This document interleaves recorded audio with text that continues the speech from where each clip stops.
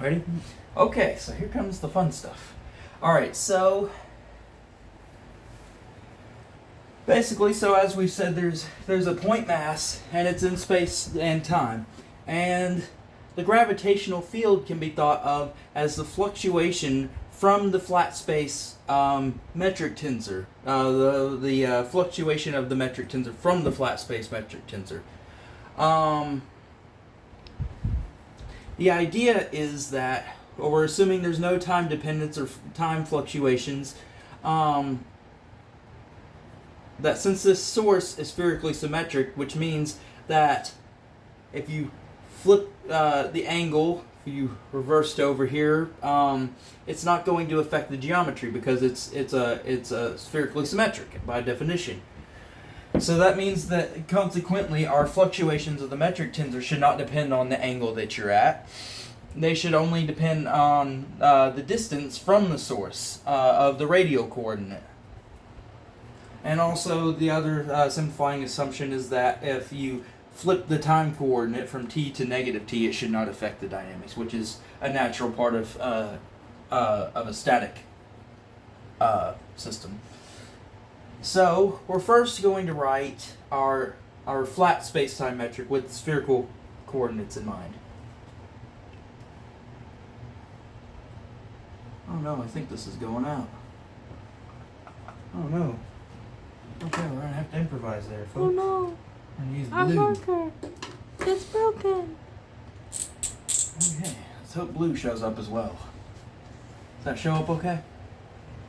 Test. Show up well? Solid. Okay. So, and Minkowski spaces? I don't know how it's pronounced. I think I already did this, but I'm going to do it again. Minus, go away, Nat. Minus dr squared minus r squared d.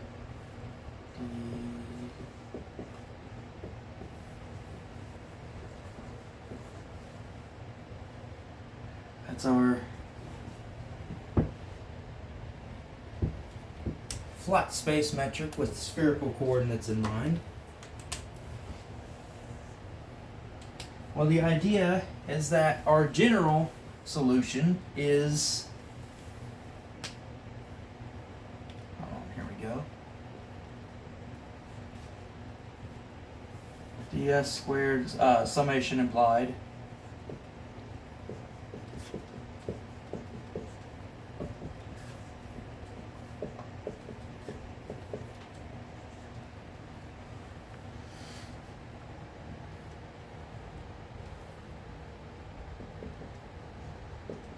over the spatial coordinates.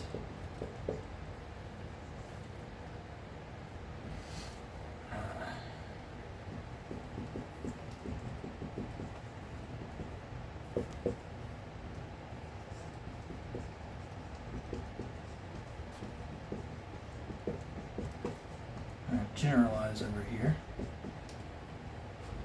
see that all right? And that's the mixtures. So that's, well, we're going to explain this in terms of fluctuations. And we know that, as I already said, that our fluctuations should only depend on the radial coordinate. So that our gravitational field corresponding to our source is similarly rotationally invariant. So we're going to write that as c squared plus HOO. And our fluctuation can only depend on r. So for our g sub 0, 0, it's just going to be c squared plus h sub 0, 0 of r. We can absorb that into a new function, meaning that our g sub 0, 0 term is just some function a of r times dt squared. A similar argument can be made for the g sub rr terms. So we're going to call that negative b over r. Our g sub, so our flat space metric does not have any like for example d theta terms or dr dt terms. So in our flat space, our metric tensor components, it's a diagonal metric, and so our metric tensor components for the non-diagonals are 0 in flat space, meaning that if there are any here, they have to be purely the fluctuations, which means that they have to only depend on r. So h sub 0 I, h I j of r,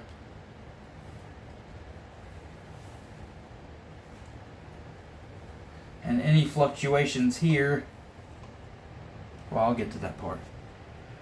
For the h sub 0 x terms, or I, and I is any of the spatial coordinates, r, theta, and phi, of r, dt dxi. Well, if you flip the time coordinate t to negative t, that's going to change this to negative 1 times that, because you change the negative t to t, and that puts a negative sign there. But there's nothing to change this because there's no time dependence in here and no explicit time dependence in here. Therefore, this must equal h sub 0 I of r equals negative h sub 0 I of r, which means that h sub 0 I of r must be 0. So there must not be any non-diagonal terms. Pretty natural, to assume that, spherical symmetry means diagonalized, which I'll use at the end of this here anyway, but I like that visualization purposes, for visualization purposes. And a similar argument can be made for here. H I j r dxi dxj. You run into a similar problem. Now, I is not equal to j. So one of these is going to be phi, and one of these is going to be theta. You run into a similar problem with the time terms, that when you flip the theta coordinate or the phi coordinate, it'll apply a negative sign here, but there's nothing in there because that's only a function of r to change that. So therefore, you end up getting that those diagonal terms are 0 as well.